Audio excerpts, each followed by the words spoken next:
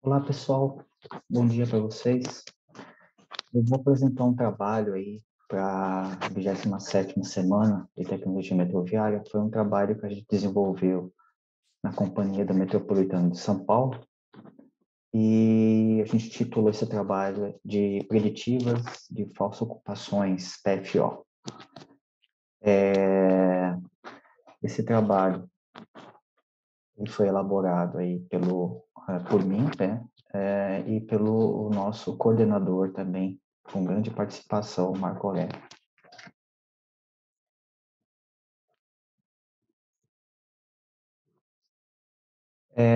Falando rapidamente sobre nós, como eu já disse, meu nome é Edgar, eu sou técnico especializado em restabelecimento e corretivos das linhas 1 e 2, e minha formação básica é técnico em eletrônica, e recentemente me formei em engenheiro elétrico também. Estou no metrô desde 98, sempre na área de manutenção corretiva de sistemas, ok? E aqui o nosso coordenador, o Marco Aurélio Borges, é o nosso coordenador da nossa área de restabelecimento, lá do metrô de São Paulo, das linhas 1 e 2.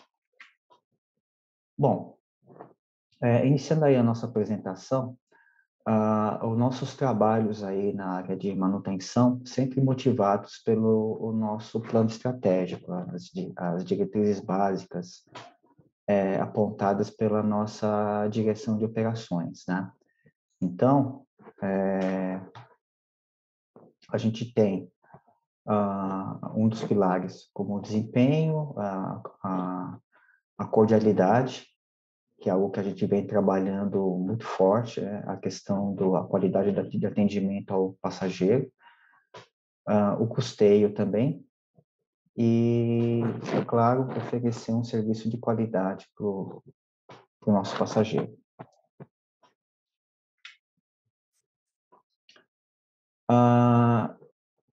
Esse trabalho ele foi motivado principalmente por uma dificuldade que nós tínhamos na parte de sinalização, que era um aumento aí nos nossos índices de desempenho, um aumento negativo, por sinal, né?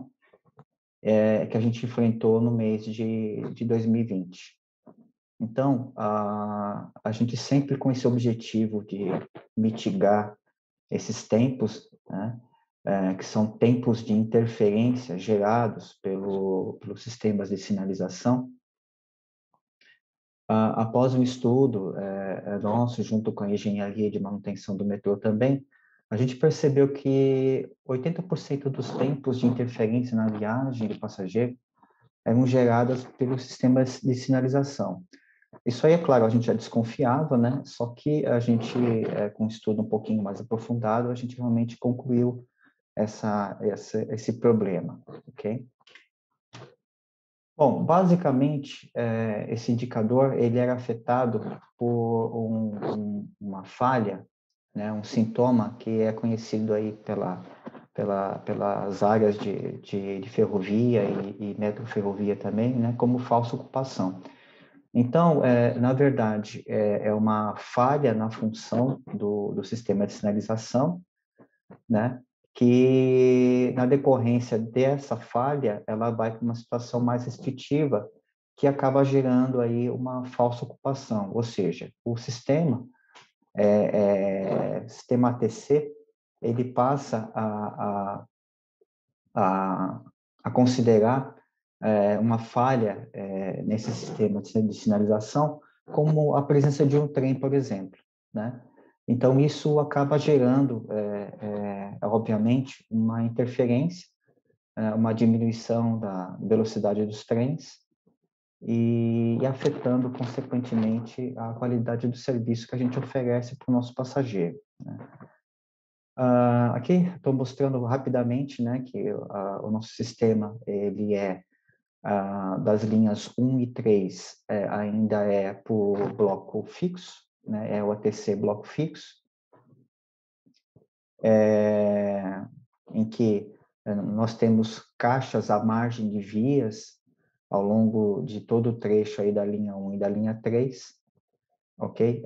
São sistemas que foram fornecidos pela antiga Westinghouse e recentemente, né, há algumas décadas atrás, pela Alstom também, mas que são sistemas que já estão aí com a vida útil aí próxima do final, né? A gente já com a promessa de modernização desses sistemas para o sistema CBTC, na linha 1 e na linha 3. Bom, esse trabalho aqui, o que startou, né? Qual foi a fagulha aí? Foi realmente de tentar trabalhar nessas ocorrências, né? Nessas falhas funcionais que vinham atrapalhando aí nossos indicadores, né? Essa aqui é uma curva PF, ela é bem conhecida aí das engenharias de manutenção, né? Em que a gente tem aí a falha potencial, né, que ainda ela não de fato se tornou uma falha, e tem a falha funcional, que é a situação que nós estávamos enfrentando em 2020, né, que é a perda de fato da função do equipamento. Então, qual que era era e ainda é nosso sonho de consumo, trabalhar nessa região aqui, né? Essa região aqui, em que você já tem alguma sinalização do decréscimo do desempenho do equipamento, né? Só que ainda não chegou, vias de fato, a perder a função do equipamento, ok? Então, o que seria para nós interessante? Trabalhar aqui nessa região aqui do tempo aqui, ok? Em que a gente aí estaria utilizando aí um termo, inclusive é um termo que eu acabei escutando do pessoal do material rodante da nossa área, foi muito interessante, da pré-falha. Okay? E aí, seria esse aqui que seria o ideal para nós trabalharmos, né?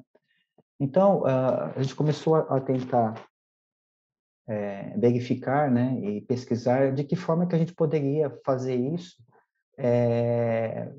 aplicando nessas falhas de falsa ocupação, ok? E aí, fizemos alguns testes e algumas experiências com um sistema que nós já usávamos e usamos já há muitos anos, né? Que é um sistema gerado, um sistema que gera logs, né?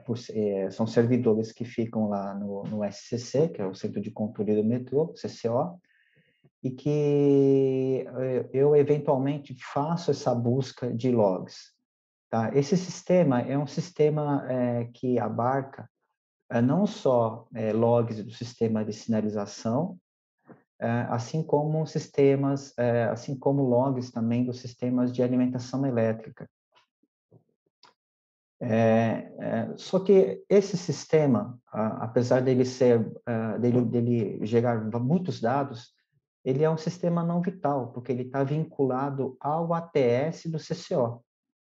Então, aqui, ele não me mostra na totalidade o que de fato aconteceu, porque são sinais não vitais, são sinais de operação.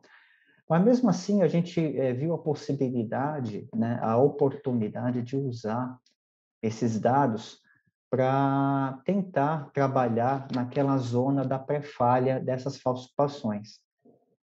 Inclusive, eu já ouvi falar que outras operadoras usam sistemas semelhantes e que fazem esse trabalho, né, de trabalhar através de sistemas de logs não vitais, trabalhar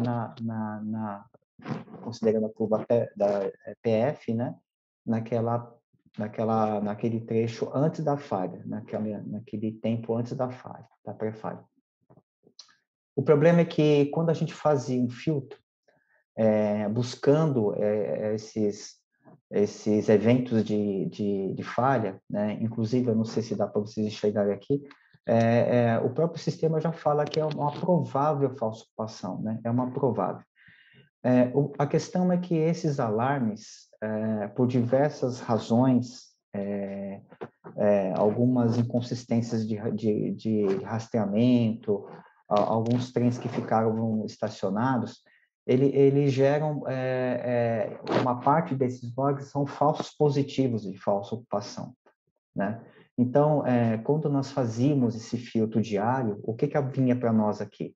Uma quantidade muito grande de eventos. Aqui, nesse exemplo aqui, em apenas um dia de operação, subiram quase 200 eventos. Então, fica muito complicado para o analista, para o técnico do SMA, né, do Sistema de Monitoramento Operacional que nós temos lá, de avaliar e filtrar de forma qualitativa esses eventos. Só que a gente passou a aplicar uma ferramenta, no primeiro momento a gente aplicamos, é claro, de uma forma experimental, filtros. A gente passou a aplicar filtros através de macros do Excel. É uma ferramenta relativamente simples, né? Em que a gente consegue, a partir dos dados que o sistema de controle nos fornecia, a gente aplicou algumas regrinhas nessas macros do Excel. A gente baixava esses logs, né, jogava numa planilha do Excel e rodava essa macro. Entre outros critérios, a gente aplicou um filtro de duração, né? Então, seriam eventos com uma duração menor, uma duração maior do que 5 segundos. A gente restringiu também o horário, né? Que como a gente estava buscando pré-falhas, né?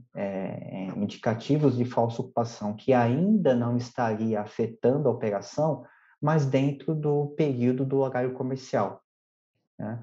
E aí outros detalhes também, como caracteres exatos desses logs que a gente baixava do centro de controle. Essa seria uma segunda etapa. Ainda assim, com esse número bem menor de logs, né? Então, imagine assim, eu tinha aproximadamente 200 logs, já aplicando esse filtro aqui, eu baixava isso para uma média de 20 logs, mais ou menos. Só que ainda assim, eu precisaria checar se de fato esses logs de provável falsificação de fato ocorreram no campo, né? Se foram ocorrências que de fato repercutiram no campo. E aí, através de uma ferramenta que foi desenvolvida pela manutenção do metrô, né? A gente visualiza esses logs através de um visualizador de eventos do ATC Books. Então, a gente vai realmente lá no série do equipamento mesmo, no equipamento de campo, verificar se aquela ocorrência que a gente identificou nessa primeira fase, de fato aconteceu no campo aí, tá bom? Só a partir desta fase que a gente passava a tomar as providências e ativar as equipes de campo. Bom, então aqui eu vou mostrar alguns cases, mostrando aí alguns resultados, né? Então, esse primeiro case aqui, a gente teve, como era o início dos testes desse projeto, né? A gente teve, no primeiro momento aqui, nessa falsificação, era uma falsificação intermitente, né? É algo que incomoda bastante, né? Essas falsificações que são intermitentes. Aqui, em especial, era em um circuito AC de 60 Hz, na região de Ana Rosa, ok? Então, no dia 4/12, a gente teve aí 18 minutos de interferência para o passageiro, ok? E nessa ocasião aqui, a gente, como nós estávamos com o início do projeto ainda, nós estávamos fazendo muitos testes, então não foi possível aplicar esse processo. Entretanto, a gente constatou que houve uma detecção de uma pré-falha desse mesmo circuito de via no dia 9/12. tá? Aqui até um trechinho aqui dos logs, né, mostrando, né, no dia 9/12, uma provável falsa ocupação, só que aí a gente confirmou, passando por aquelas 3 fases, né, que de fato era uma falsa ocupação real, ok? Aqui eu coloquei que nós perdemos a oportunidade, a gente perdeu a oportunidade de mitigar, né, esses 18 minutos de interferência, pelas razões que eu já expliquei aqui. No dia 9, ela foi detectada novamente, só que nesse momento aqui, a gente já passou a aplicar o processo.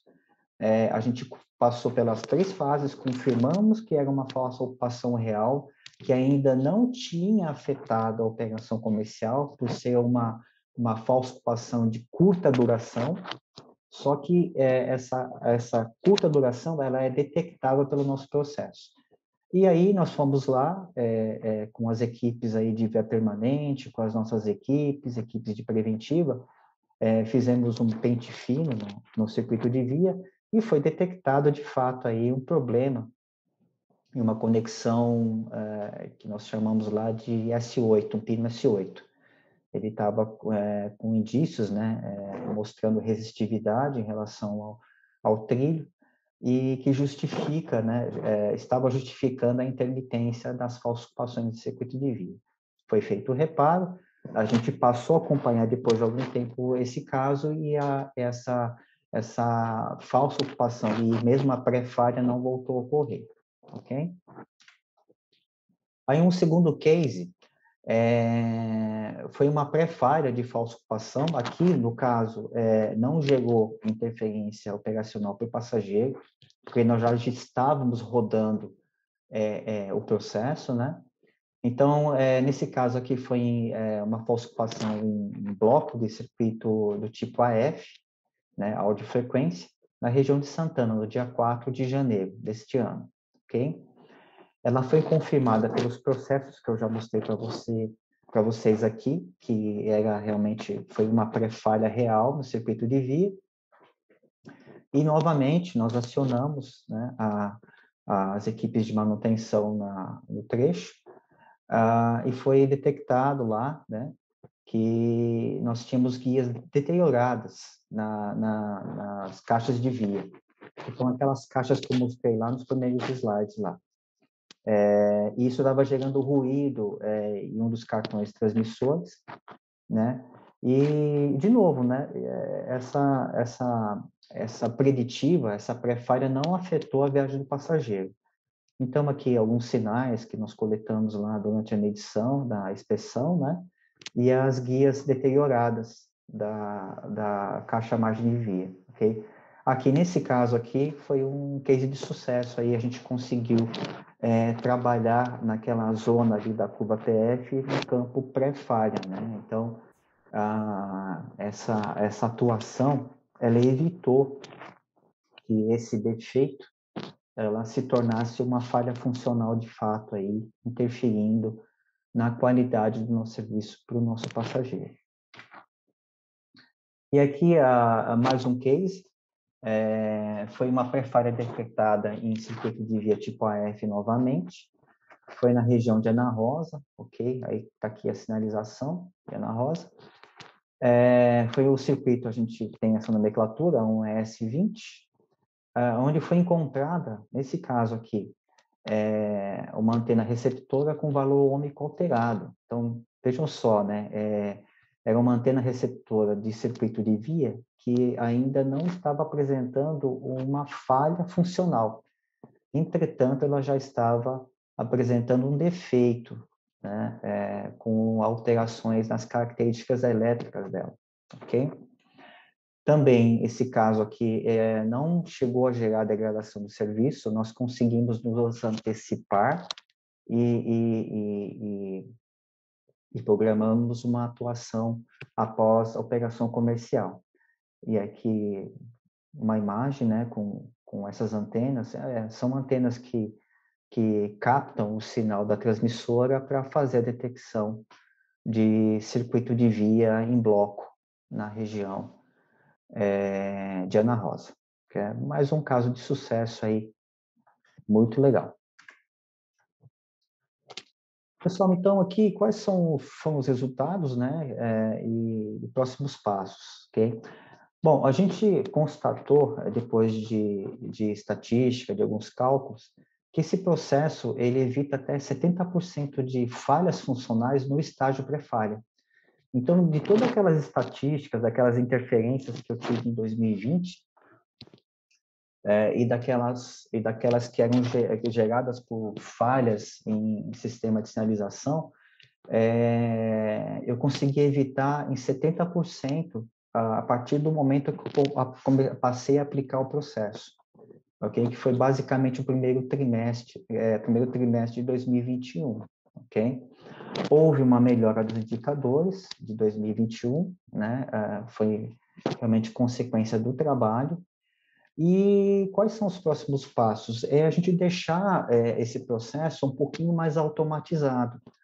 Por quê? Porque hoje, principalmente na fase 2 e na fase 3 do processo, tem uma parte muito orgânica do analista, em que ele tem que ainda avaliar se aquele circuito de via é um circuito de via que eu preciso dar uma prioridade maior para poder atuar. Por exemplo, um circuito de via de fundo de estacionamento, não faz sentido eu mobilizar várias equipes de manutenção para atuar naquele circuito de via, sendo que se ele se tornar uma falha funcional, o impacto vai ser muito pequeno e em algumas situações eu consigo até atuar de forma corretiva sem interferir no serviço durante o dia mesmo, em qualquer horário, ok? Então, ainda tem esse lado muito orgânico do analista. Tá? Mas é claro que isso é possível com as ferramentas que nós temos hoje disponíveis, né, através de BI e até mesmo de inteligência artificial, de fazer essa análise aí, ok? Pessoal, então é isso. Tomara que vocês tenham gostado da apresentação. Obrigado pela audiência de vocês. Eu estou deixando aqui alguns contatos, alguns dados, redes sociais que eu divulgo alguns trabalhos lá também, sempre voltado para essa área de ferrovia, de manutenção, e aqui embaixo o contato do Marco Aurélio, que ajudou bastante nesse processo, né, nos deu apoio. E é isso aí, pessoal. Obrigado pela atenção. Um abraço.